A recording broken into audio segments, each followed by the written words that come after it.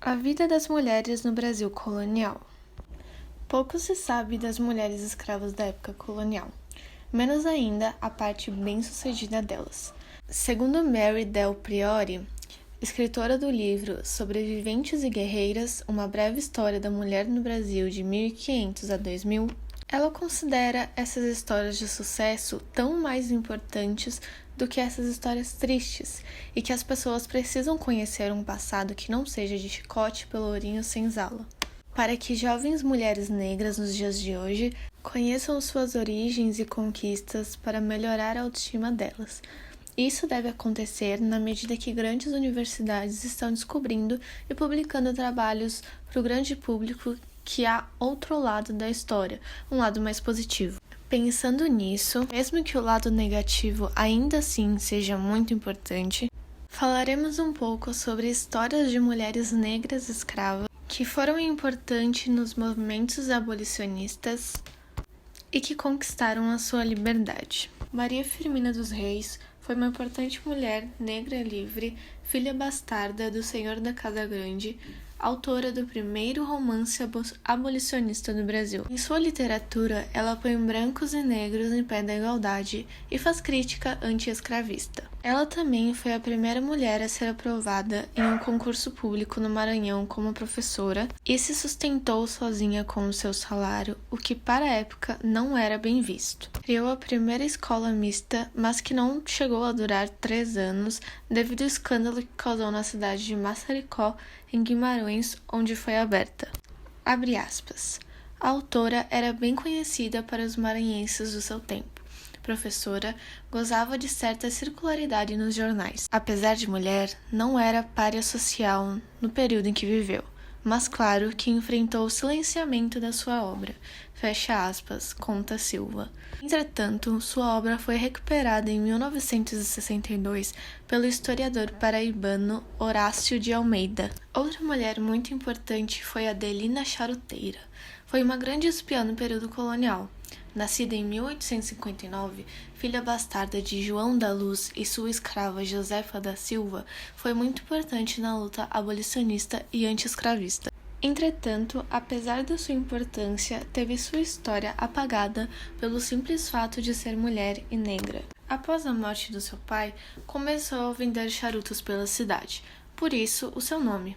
E nas praças ouvia através de vários comícios sobre as lutas abolicionistas. Foi assim que Adelina aderiu a essa causa. Trabalhando e circulando livremente na cidade, Adelina obtinha informações e antecipava ações policiais, colaborando com os abolicionistas. Também ajudava em diversas fugas de escravos com o apoio do Clube dos Mortos, uma organização defensora e promotora de fugas escravagistas. Com seu pai não cumprindo com a sua promessa de torná-la livre aos 17 anos, Adelina obteve sua alforria apenas em 1876.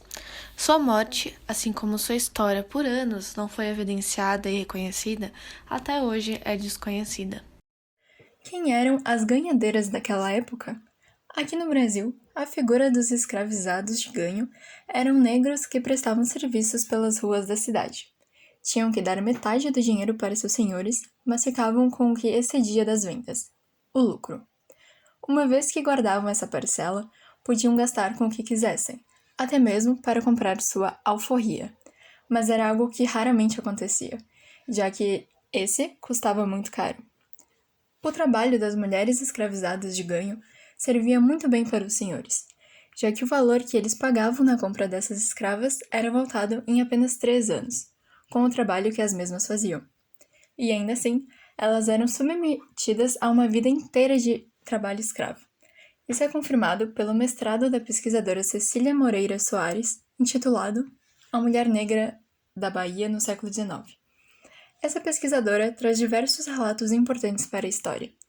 Um dos capítulos fala diretamente sobre as ganhadeiras. Chama-se Mulher e Resistência Negra em Salvador. Ainda nesse trabalho, foi citado que viajantes europeus criticavam as condições de trabalho e a ganância dos senhores, querendo ganhar cada vez mais. Apesar disso, essa relação era favorável de certa forma para os escravizados. Indo para as ruas trabalhar, ficavam longe do controle de seus senhores. Além disso, O ganho era uma das principais portas para conquistar a euforia. Uma das principais, mas nem de perto uma maneira fácil. Um outro grupo de mulheres entre as ganhadeiras foram as mulheres negras livres e libertas que lutavam para garantir o seu sustento e de seus filhos. A história dessas mulheres, que prestavam diversos serviços e de suas descendentes, foi contada no desfile da Viradouro, que venceu o Carnaval do Rio em 2020. O desfile desenvolveu a narrativa a partir das músicas do grupo baiano e mostrou na avenida um pouco do cotidiano dessas mulheres. Dentre elas, foi representada uma que os carnavalescos dizem ser uma das principais ganhadeiras de Itapuã a conquistar a euforia. Um dos textos lidos dizia assim: a líder genuína passou a vender nas ruas junto com suas camarás, irmãs de alma, negra liberta. Por isso, de pés descalços, Preta Maria ajudou muitos escravos a conquistar a liberdade por meio do sistema de ganho.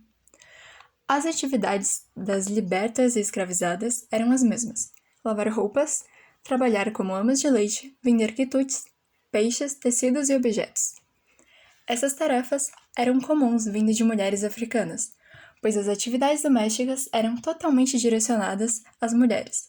Logo, o comércio também virava atividade feminina, o que garantiu às mulheres papéis econômicos importantes. E pois se tratar de mulheres, elas eram boas no que faziam, já que praticamente monopolizavam a distribuição de peixes, carnes, verduras e até produtos de contrabando. E apesar do que foi dito antes, sobre as condições de trabalho e pressão, elas o faziam de modo descontraído e alegre. Se encontravam periodicamente e isso criou laços de amizade sólidos. No século XIX, as leis deixaram de proibir a participação negra no varejo. Pouco a pouco, elas foram construindo um universo próprio, formado por elas mesmas, com uma rede econômica que era social e até política. Entretanto, isso não se desenvolveria se não tivessem a ousadia de enfrentar as ambiguidades de viver em uma sociedade escravista e discriminatória, para conquistar algum espaço. A liberdade é algo tenuoso.